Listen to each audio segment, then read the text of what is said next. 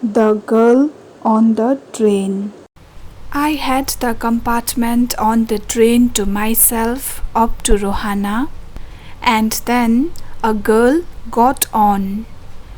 The couple seeing her off were probably her parents. They seemed very anxious about her comfort, and the woman gave the girl detailed instructions as to where to keep her things, when not to lean out of windows, and how to avoid speaking to strangers. As I was blind, I could not tell what the girl looked like, but I knew she wore slippers from the way they slapped against her heels, and I liked the sound of her voice. "Are you going all the way to Dehradun?" I asked her as the train pulled out of the station. I must have been sitting in a dark corner because my voice startled her. She gave a little exclamation and said, "I didn't know anyone else was here." Well, it often happens that people with good eyesight fail to see what is right in front of them. They have too much to observe, I suppose, whereas those who cannot see take in what registers most tellingly on their remaining senses. "I didn't see you either at first," I said, "but I heard you come in. I wondered if I should be able to prevent her from discovering that I couldn't see. I thought, provided I keep to my seat, it shouldn't be too difficult." "I'm getting down at Saharanpur," the girl said. "My aunt is meeting me there. Where are you going?" "To Dehradun and then to Mussoorie," I replied. "Oh, lucky you! I wish I were going to Mussoorie. I love the mountains, especially in October." "Yes, this is the best time," I said, calling my memories when I could see. "The hills are covered with wild dahlias. The sun is delicious, and at night you can sit in front of a log fire and drink a little brandy. Most of the tourists have gone, and the roads are quiet and almost deserted." She was silent, and I wondered if my words had touched her or whether she thought me a romantic fool. Then I made a mistake. "What is it like outside?" I asked. She seemed to find nothing strange in the question. Had she noticed already that I could not see? But her next question removed my doubts.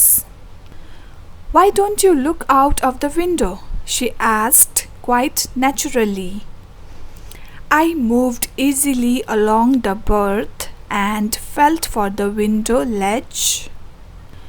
The window was open and I faced it, making a pretense of studying the landscape. In my mind's eye, I could see the telegraph post flashing by.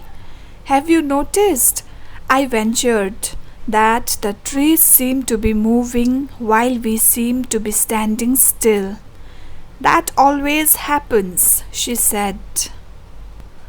I turned from the window and faced the girl, and for a while we sat in silence. "You have an interesting face," I commented.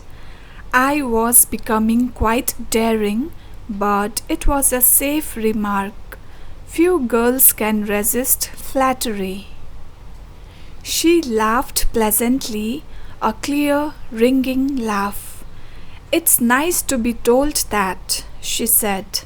"I am so tired of people telling me that I have a pretty face." "Oh, so you do have a pretty face," thought I, and aloud I said, "Well, an interesting face can also be pretty." "You are very gallant," she said, "but why are you so serious?"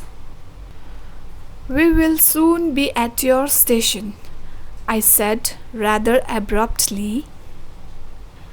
"Thank goodness, it is a short journey. I can't bear to sit in a train for more than 2 or 3 hours." Yet I was prepared to sit there for almost any length of time just to listen to her talking. Her voice had the sparkle of a mountain stream. As soon as she left the train, she would forget our brief encounter, but it would stay with me for the rest of the journey and for some time after. The engine's whistle shrieked, the carriage wheels changed their sound and rhythm. The girl got up to collect her things. I wondered if she wore her hair in a bun or if it hung down loose over her shoulders, or if it was cut very short. The train drove slowly into the station. Outside there was the shouting of porters and vendors, and near the carriage door a high-pitched female voice that must have belonged to the girl's aunt. "Goodbye," said the girl. She was standing very close to me, so close that the perfume from her hair was tantalizing. I wanted to raise my hand and touch her hair, but she moved away, and only the perfume still lingered where she had stood. There was some confusion in the doorway. A man, getting into the compartment, stammered an apology. Then the door banged shut, and the world was out again. I returned to my berth. The guard blew his whistle, and we moved off. The train gathered speed. The wheels took up their song. The carriage groaned and shook. I found the window and sat in front of it, staring into the daylight that was darkness for me. Once again, I had a game to play and a new fellow traveler. "I'm sorry, I'm not as attractive a traveling companion as the one who just left," he said, trying to make conversation. "She was an interesting girl," I said. "Can you tell me, did she keep her hair long or short?" "I don't remember," he replied, sounding puzzled. "It was her eyes I noticed, not her hair. She had such beautiful eyes, but they were of no use to her. She was completely blind." "Didn't you notice?"